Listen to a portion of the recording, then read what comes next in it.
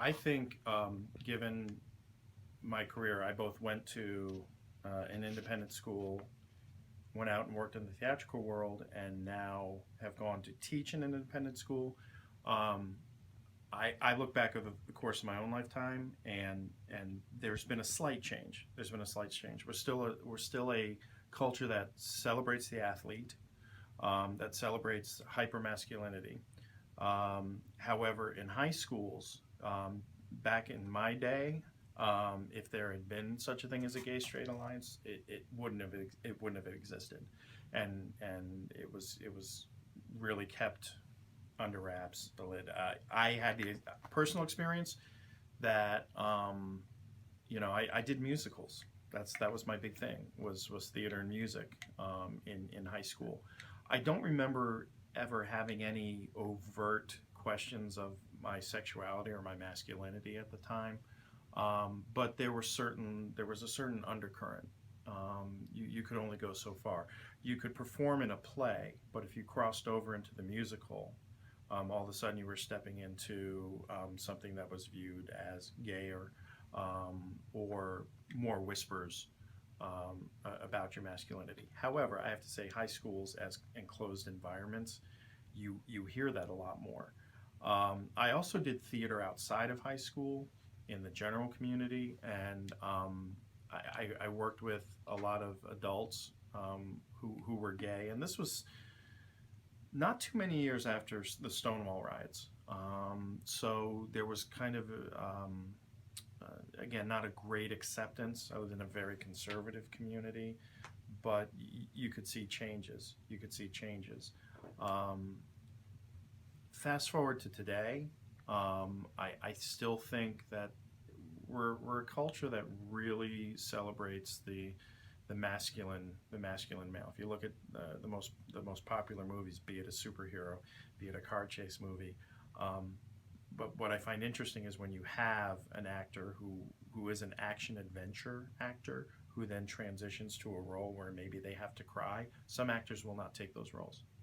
Some actors will not. Some will, and now they're celebrated as being more open and accepting. Within the theater world, it is a different creature.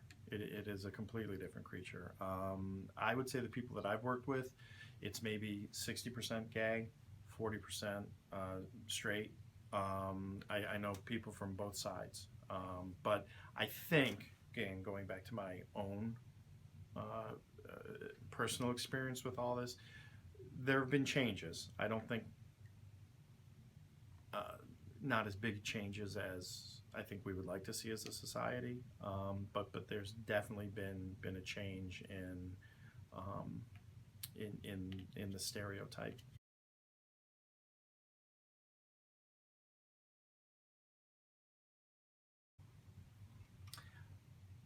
There is actually, this is where I'm going to say there's a huge difference between what I call scholastic theater.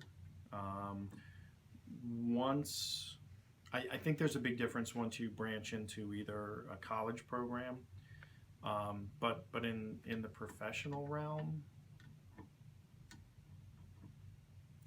um, I think in the professional realm, it really these are people focused on their careers, or professionals in what they do, um, and it's like any other profession. If that's your focus and your focus to achieve, I find the higher up you go, the more comfortable and confident people are in their abilities, and who they are as people.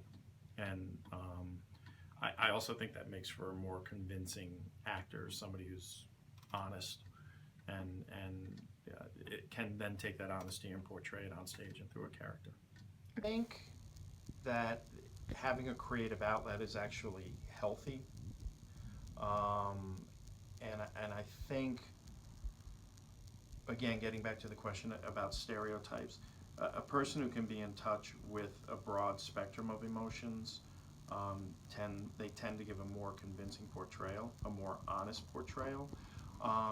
So I think it's a great outlet for students, but I wouldn't say there's a huge difference, like within a sampling of high school students. I don't think you'd find more students in theater with problems. But in many ways, I think it's healthy. I think there's almost a cathartic aspect to it. I know when I found, I don't know, I grew up a singer. When I found an outlet for that, um, it changed me. It made me a happier person. So I think in many ways the performance opportunities, and a chance to express yourself, I think it's healthy.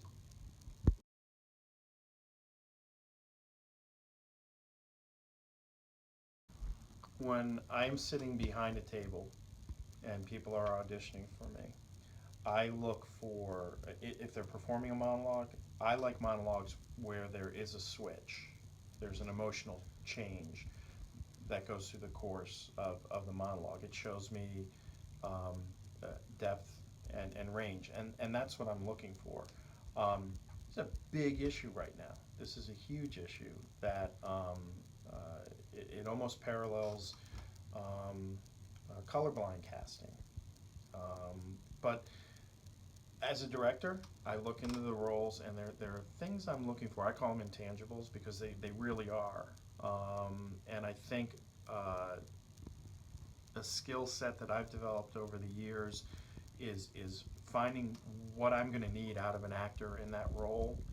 It may not be obvious that's a character trait that they have, but there's something there. There's something there. I don't think there's a neutral audition, and also I think it's up to the actor to do the research. And I'm talking professionally. They're talking with their agents. They know what they're looking for. They're going to go in. They're going to study that character ahead of time. I've seen actors present themselves differently as a character versus themselves. Personally, I like to see the truthful person. I like to see the truthful person. A lot of directors are looking for that identify that honesty, because they want that truth coming out of the character. So if somebody comes in and portrays themselves as something they're not, you can see through that, and that's not going to work in any case. Then you'll never get to the truth of the character.